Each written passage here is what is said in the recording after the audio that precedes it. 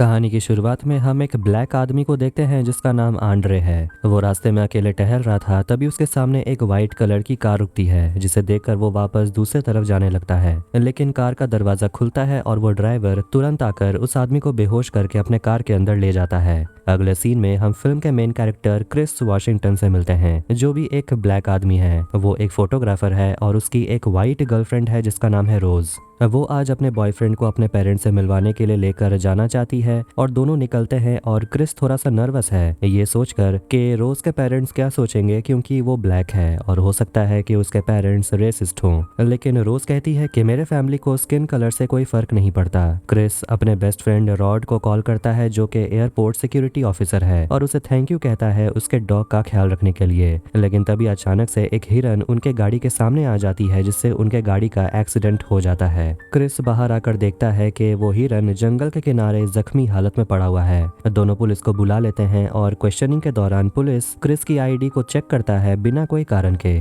जिसे देखकर रोज थोड़ी नाराज हो जाती है और रेसिस्ट पुलिस को जाने के लिए कहती है। फिर वो वापस अपने मंजिल के लिए निकल जाते हैं और फाइनली दोनों रोज के घर पहुंच जाते हैं। यहाँ पहुंचकर क्रिस को पता चलता है कि रोज के पेरेंट्स काफी अमीर हैं और रोज के पापा डीन एक न्यूरोसर्जन है और उसकी माँ मिसी एक साइकाइट्रिस्ट है। फिर जैसे ही रोज के पापा दोनों को घर का टूर दे रहे होते हैं, क्रिस को काफी अनकंफर्टेबल लगता है, क्योंकि घर के सारे नौकर ब्लैक होते हैं। ये देखकर रोज के पापा बताते हैं कि ये दोनों नौकर पहले हमारे पेरेंट्स के लिए काम किया करते थे। उनके मम्मी पापा के जाने के बाद हम अपने नौकरों को ऐसे कैसे जाने दे सकते थे, इसलिए हम लोगों ने उन्हें अपने करीब ही रखा है। इसके बाद चारों बातचीत करने के लिए बैठते हैं, जहां रोज की मम्मी और पापा बताते हैं कि कल उनके घर में एक पार्टी होने वाली है। यहाँ हमें यह भी पता चलता है कि क्रिस की माँ का डेथ हो गया था जब क्रिस बहुत छोटा था। अब जबकि टॉपिक कुछ ज्यादा ही सीरियस होते जा रहा था, रोज के मम्मी पापा सब्जेक्ट चेंज करते हैं और उन लोगों को समझ आ जाता है कि क्रिस एक स्मोकर है। और उसके पापा क्रिस से कहते हैं कि तुम्हें मेरी बीवी का हिप्नोसिस थेरेपी एक बार ट्राई करना चाहिए। तभी वहाँ पर हाउसकीपर जॉर्जिना आती है उन्हें चाय देने के लिए, लेकिन ये साफ दिख सकता है कि उस लड़की में कुछ तो गड़बड़ है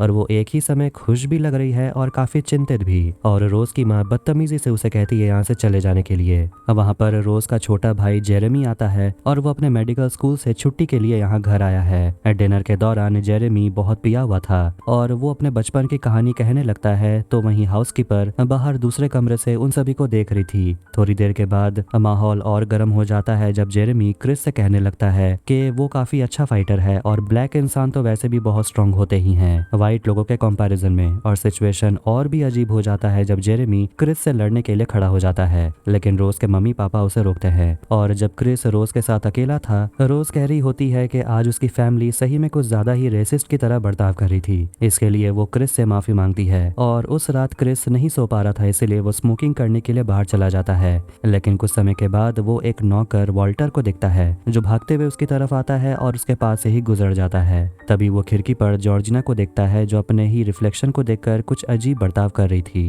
क्रिस वापस अंदर आता है तो वो थेरेपी रूम में रोज की माँ मिसी को देखता है बैठे हुए और वो उनसे जाकर बात करने लगता है। मिसी क्रिस से उसके स्मोक करने के हैबिट को लेकर बात करती है और उसे कहती है कि तुम्हें मेरा थेरेपी ट्राई करना चाहिए। इसके पहले क्रिस कुछ कहता वो अपने चाय को मिक्स करने लगती है और उसके आवाज से क्रिस को कुछ होने लगता है। इस वजह से क्रिस को अपने दर्दनाक अतीत से होकर गुजरना पड़ता है, जब उसने अपनी माँ को खो दिया था। और थोड़ी देर के बाद क्रिस रोने लगता है और ऐसा लगता है कि जैसे वो पैरालाइज हो गया हो। जैसे ही रोज की माँ कहती है डूब जाओ, तो क्रिस अपने दिमाग के अंदर कहीं डूब जाता है और वो ऊपर आने की कोशिश करता है, लेकिन वो नहीं आ पाता। रियलिटी में क्रिस का बॉडी पैरालाइज हो चुका था, जो उसे याद है कि उसे बिस्तर पर होश आता है और उसका बेस्ट फ्रेंड रॉड उसे मैसेज करता है। और क्रिस को लग रहा था कि उसके साथ जो कुछ भी हुआ वो तो बस एक बुरा सपना था और वो अपने फोन को चार्ज पर लगा देता है। अगले दिन वो बाहर जाता है आसपास के पिक्चर्स क्लिक करने के लिए और वो वॉल्टर से बात करने की कोशिश करता है और वो देखता है कि उसमें कुछ तो अजीब है। क्रिस को और भी अजीब लगता है, क्योंकि वॉल्टर किसी व्हाइट इंसान की तरह बात करने लगता है, बिल्कुल उनके एक्सेंट में। वॉल्टर क्रिस को बताने लगता है कि कल रात उसके साथ जो हुआ वो कोई बुरा सपना नहीं था।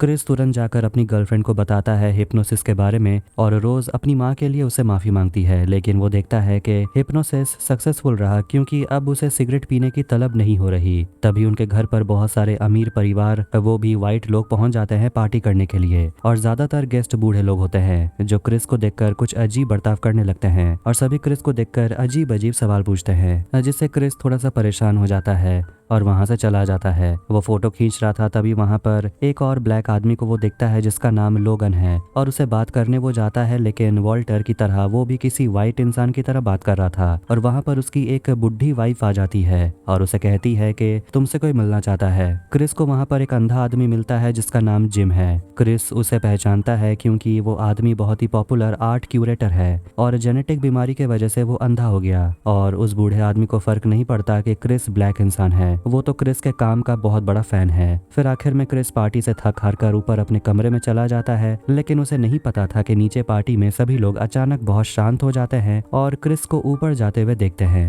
उसके कमरे में जाते ही वो देखता है कि उसका फोन किसी ने चार्ज से अनप्लग कर दिया है, पर उसे याद है कि उसने अपने फोन को चार्ज पे लगाया था। वो दूसरे रूम जाता है चेक करने के लिए और वहां उसे जॉर्जिना मिलती है और उसे लगने लगता है कि शायद इसी ने उसके फोन को अनप्लग किया होगा। वो जाकर रोज को इस बारे में बताता है तो वो कहती है कि जॉर्जिना तुम्हें चोट पहुंचाने की कोशिश नहीं कर रही थी। क्रिस अपने कमरे में ही रहता है और रॉड को कॉल करता है और उसे बताता है कि रोज की माँ उसे हिप्नोसिस की और उसने एक रात में ही स्मोकिंग करना छोड़ दिया। रॉड को ये सब काफी डरावना लग रहा था और कहता है कि ये व्हाइट लोग बहुत खतरनाक होते हैं, ब्लैक लोगों को अपना नौकर बना लेते हैं। क्रिस कहता है कि यहाँ वैसा कुछ नहीं है, सब कुछ ठीक है। तभी वहाँ पर जॉर्जिना आती है जो भी किसी व्हाइट इंसान की तरह बात कर रही थी। क्रिस उसे बताने लगता है कि वो अपने आसपास इतने सारे व्हाइट इंसान को देखकर उसे काफी डर लगता है। ये सुनकर जॉर्जिना उसे कुछ कहने वाली थी लेकिन नहीं कहती और बस रोना शुरू कर देती है। वो कहने लगती है कि ये परिवार मुझे फैमिली की तरह ट्रीट करता है और वो वहाँ से चली जाती है। क्रिस नीचे आता है और वो रोज के पापा को बूढ़े लोगों के साथ बात करते हुए देखता है। क्रिस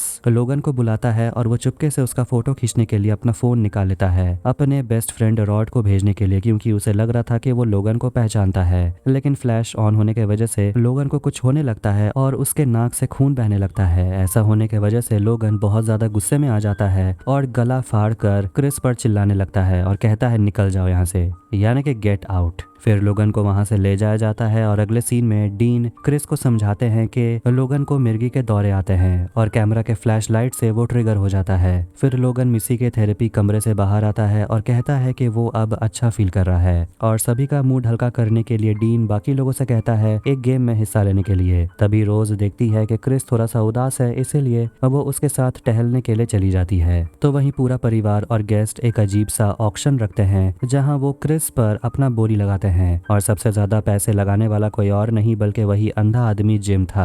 रोज के सामने क्रिस कहने लगता है कि हिप्नोसिस करने के बाद उसे कुछ अजीब लग रहा है। उसे ऐसा लगता है कि जैसे वो लोगन को पहचानता है और वो घर जाना चाहता है, इसलिए रोज उसकी बात मान लेती है और कहती है कल सुबह हम निकल जाएंगे। अब रात हो जाती है और सारे गेस्ट अपने घर के लिए लौट जाते हैं। जब क्रिस अपने कमरे में अकेला था वो लोगन का खींचा हुआ फोटो अपने दोस्त को भेज देता है। पता चलता है कि रॉड उस आदमी को पहचानता है। उस आदमी का नाम आंड्रे है जिसे हमने फिल्म के स्टार्टिंग में देखा था। वो उनके ही दोस्त को डेट किया करता था। ये सब कुछ देखकर रॉड काफी डरने लगता है और क्रिस से कहता है कि आखिर कोई इंसान अपना नाम क्यों बदलेगा और एक बूढ़ी औरत के साथ वो रिलेशनशिप में क्यों रहेगा। लेकिन क्रिस का फोन का बैटरी खत्म हो जाता है और दोनों आगे बात नहीं कर पाते। ये एहसास करने के बाद कि सच में कुछ तो गड़बड़ है, क्रिस रोज से कहता है कि हमें अभी निकलना होगा। रोज मना नहीं करती और तुरंत अपना बैग लेने के लिए चली जाती है। उसके जाते ही क्रिस की नजर जाती है खुले हुए कैबिनेट पर जहाँ वो चेक करता है और उसे बहुत सारे पिक्चर्स मिलते हैं रोज के पुराने रिलेशनशिप्स के, जिसमें वो ब्लैक लड़कों के साथ थी। सिर्फ लड़के ही नहीं बल्कि वॉल्टर और जॉर्जिना भी होती है और क्रिस पहला ब्लैक इंसान नहीं है जिसके साथ रोज का रिलेशनशिप था। तभी वहाँ पर रोज आती है और कहती है कि वो चलने के लिए तैयार है, लेकिन उसे अपने गाड़ी का चाबी नहीं मिल रहा।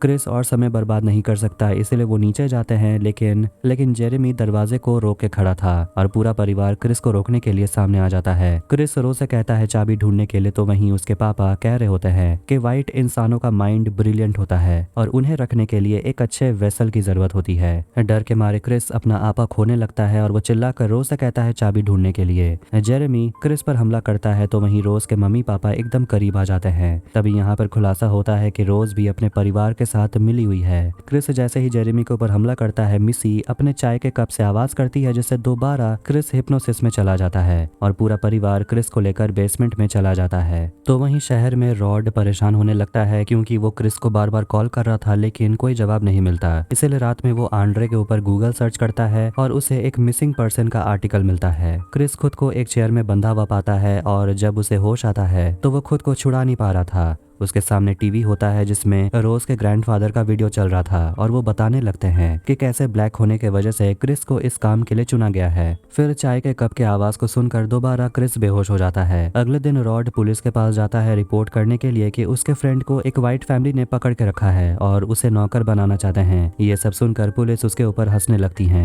रॉड क्रिस को फोन करता है लेकिन इस टाइम रोज फोन उठाती है और वो कहने लगती है कि क्रिस तो 2 दिन पहले यहाँ से जा चुका है, लेकिन रॉड जानता है कि रोज झूठ कह रही है। रॉड कॉल रिकॉर्डिंग करने लगता है और रोज उसे बहकाने लगती है, ये कहकर कि मुझे हमेशा से पता था कि तुम मुझे पसंद करते हो। घबराकर रॉड कॉल कट कर देता है। क्रिस को दोबारा होश आता है और वो टीवी पर उसी अंधे आदमी को देखता है जो उसे समझाता है कि तुम्हारे ऊपर एक सर्जिकल प्रोसीजर होगा जिससे उस अंधे आदमी के ब्रेन को क्रिस के बॉडी में ट्रांसफर कर दिया जाएगा। यहाँ पता चलता है कि रोज के परिवार में बूढ़े व्हाइट इंसानों के दिमाग को ब्लैक लोगों के बॉडी में ट्रांसफर कर देते हैं। फिर कप के आवाज को सुनकर क्रिस बेहोश हो जाता है। फिर दूसरे रूम में डीन ब्रेन ट्रांसप्लांट सर्जरी शुरू करता है और जेरेमी क्रिस को लाने के लिए जाता है। वो क्रिस को खोल देता है और वो आईवी रेडी करता है, लेकिन जब उसका क्रिस पर ध्यान नहीं था, क्रिस जेरेमी पर हमला करता है। यहाँ पता चलता है कि क्रिस ने अपने कान को ब्लॉक कर दिया था जो उसने चेयर से निकलते हुए देखा था, जिस वजह से वो हिप्नोसिस में नहीं जा रहा था। फिर उसकी नजर जाती है दीवार पर लगे हिरन के सिर पर। अब जेरेमी के आने में इतना समय लग रहा था, इसीलिए डीन वापस जाता है उसे चेक करने के लिए, लेकिन क्रिस वहां पर पहुंचकर हिरन के सिंग को डीन के शरीर में अंदर घुसा देता है, जिससे वो वहीं मर जाता है। मरते मरते वो एक कैंडल स्टैंड नीचे गिरा देता है, जिससे वहां पर आग लग जाती है और वहां पर अंधा आदमी जिम भी मर जाता है जो कि एनेस्थेसिया में था। और उसके बाद क्रिस ऊपर जाता है और मिसी का सामना करता है और उसका चाय वाला कप गिरा देता है, इससे पहले कि वो उसे हिप्नोसिस में भेज देती। दोनों के बीच लड़ाई होती है, लेकिन आखिर में वो उसके आंख में स्टैब कर देता है। फिर जैसे ही क्रिस दरवाजे की तरफ पहुंचता है, जेरेमी वहां आ जाता है और उसे पीछे से पकड़ लेता है। वो दरवाजे की तरफ जाने के लिए संघर्ष कर रहा था, पर क्रिस खुद को किसी तरह छुड़ा लेता है और जेरेमी के सिर पर लगातार वार करता है जब तक कि वो मर नहीं जाता। जब ये सब कुछ चल रहा था, रोज ऊपर अपने कमरे में गाना सुन रही थी और ब्लैक लड़कों के तस्वीरों को देख रही थी। क्रिस को गाड़ी की चाबी मिल जाती है और वो रोज के गाड़ी को स्टार्ट करता है। तभी वहां पर जॉर्जिना आ जाती है और उस औरत पर दया दिखाते हुए क्रिस उसे अंदर बैठने के लिए कहता है। रोज बाहर से आवाज सुन लेती है और राइफल लेकर बाहर निकलती है। यहाँ पता चलता है कि जॉर्जिना के शरीर के अंदर असली में रोज की दादी का ब्रेन है, इसीलिए वो क्रिस पर हमला करने लगती है क्योंकि उसने रोज के परिवार को मार डाला। लेकिन कार क्रैश हो जाता है जिसमें जॉर्जिना मर जाती है, लेकिन क्रिस बच जाता है। रोज क्रिस पर गोली चलाने लगती है और वो वहां पर वाल्टर भी आ जाता है, जिसे रोज अपना दादाजी कहकर बुलाती है और कहती है क्रिस को पकड़ने के लिए। लेकिन क्रिस वाल्टर की तस्वीर खींचता है और फ्लैश के वजह से वाल्टर अपने होश में आ जाता है। इसके बाद वो रोज से उसका राइफल मांगता है और कहता है कि वो क्रिस को ठिकाने लगा देगा, लेकिन राइफल लेकर वो रोज को ही गोली मार देता है और वो फिर खुद को गोली मार लेता है। ये सब हो जाने के बाद क्रिस रोज के पास जाता है उसे मारने के लिए, लेकिन वो उसे प्यार करता है इसलिए वो उसे नहीं मार पा रहा था। अचानक वहां पर पुलिस गाड़ी आती है और रोज मदद के लिए चिल्लाती है। पता चलता है ये असली में एयरपोर्ट सिक्योरिटी कार है, यानी कि वहां पर रॉड आता है। फिर दोनों दोस्त गाड़ी में बैठते हैं और वहां से चले जाते हैं रोज को मरता हुआ छोड़कर। और इसी के साथ 2017 में रिलीज हुई हॉरर मूवी गेट आउट यही एंड होती है। वीडियो अगर आपको पसंद आए तो वीडियो को लाइक करें, चैनल को सब्सक्राइब करें। मिलते हैं नेक्स्ट वीडियो में। Take care.